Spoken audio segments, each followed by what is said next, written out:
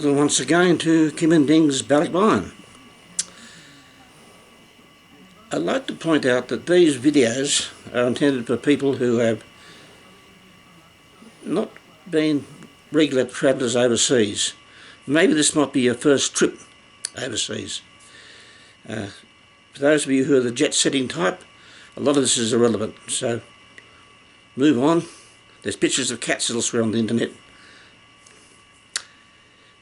Today I'm going to discuss what to expect when you land in the Philippines. Firstly, you'll need a visa. The Philippine government has two visas that they'll issue to you simply by just landing at the airport and presenting yourself to their immigration desk. They call the Balikbayan visa and the tourist visa. I use the word may grant it to you because they don't have to give you a visa at all. They can turn you around and send you back. That's their prerogative. First let me describe the Balikbayan visa. This is intended to Filipinos who are returning back to their home country for a visit. It allows them to stay for a year. It also extends to cover their partner. Now, how do you get a Balikbayan visa?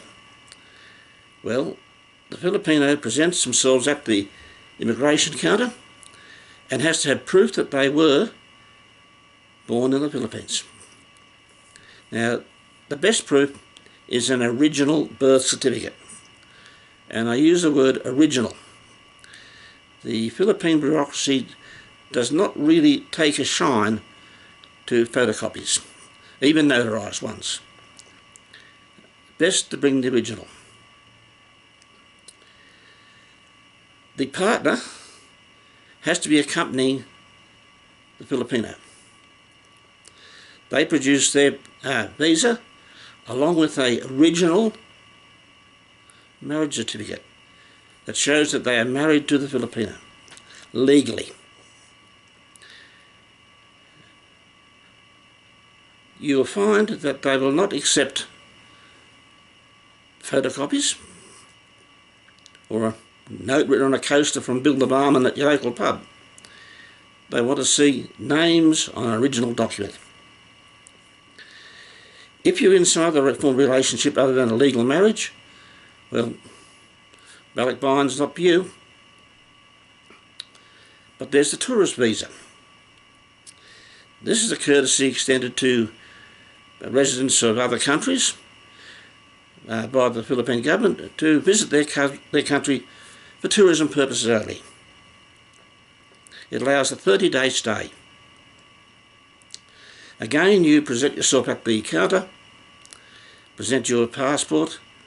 They might ask you a few questions like where you're going to stay, the purpose of your visit. And if they're happy and you've got no form and no prior convictions, etc., that have been mailed to them beforehand, they'll wave you through. Now, I say that because the moment you leave your home country, information about you will be forwarded to your destination. The plane travels at 600 kilometres per hour. The data gets there in a flash of light.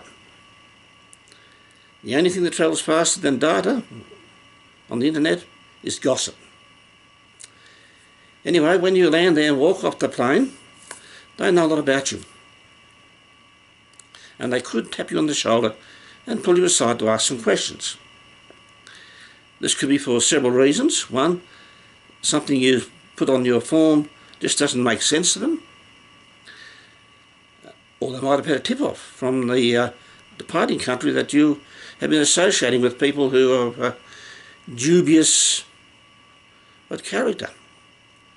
The new government is pretty hard on drugs over there at the moment and drug dealers. So if you had any associations with the drug trade, you might pay to think a couple of twice before you go over there, or just check up through the embassy first.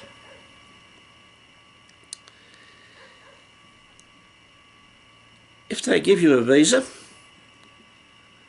I'll just stamp it. You've got 30 days. Now that 30 days is the 30 full days, and it doesn't count the half day you arrive and the half day you leave. So if you arrive at 6 o'clock in the morning on a Wednesday, the first day of the 30-day visa is the following Thursday. Now it pays to have a 1 day leeway on your travels. That way if something goes wrong, like there's a cancellation or a plane flight delay, you don't get caught overstaying. Excuse me. Also, to get one of these visas or any of these visas, you've got to have a return ticket to show that you have the capacity to leave the country at the end of the visa period. Now, why would they tap you on the shoulder?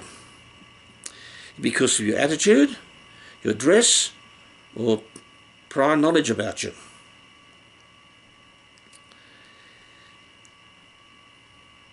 Your attitude and dress can make a big impression as well.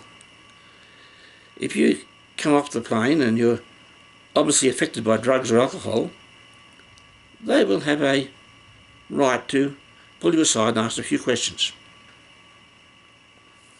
Also your dress, it should be respectable for the community of the country. If you're going to walk off that plane wearing a t-shirt that says Mullumbimby Marijuana Festival Souvenir, you get a pair of dirty shorts on and a pair of sandals that show your broken, dirty toenails, they'll tap you on the side, tap you on the shoulder, take you on the side and ask a few questions. You just don't look like you're desirable. So what do you do to make sure you have an easy arrival? Firstly, have the documentation available on your person so that you can present it. Originals.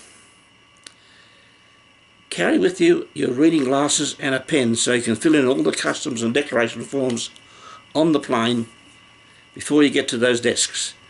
What will happen, you'll find that when you arrive at the immigration area, people will be milling around looking for somewhere to write to fill in these forms.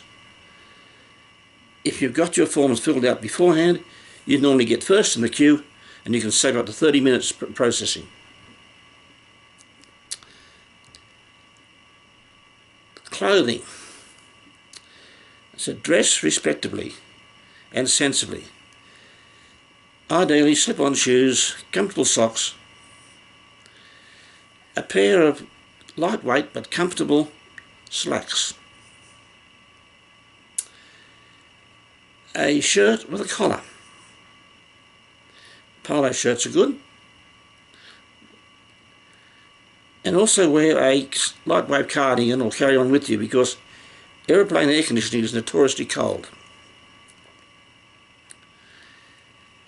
Don't be a poser. If you're going to walk off that plane wearing Oakley glasses, Nike hat, Adidas shoes, and a big brand name across the front of your shirt, you may as well put a light over your head that flashes on up and say, hey, here's someone you can mug or pickpocket.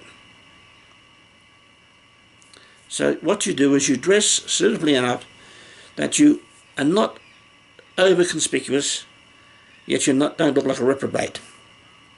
You'll have no problems. If you're one of those people who like being identified and being standing out in the crowd, don't worry, you will in the Philippines.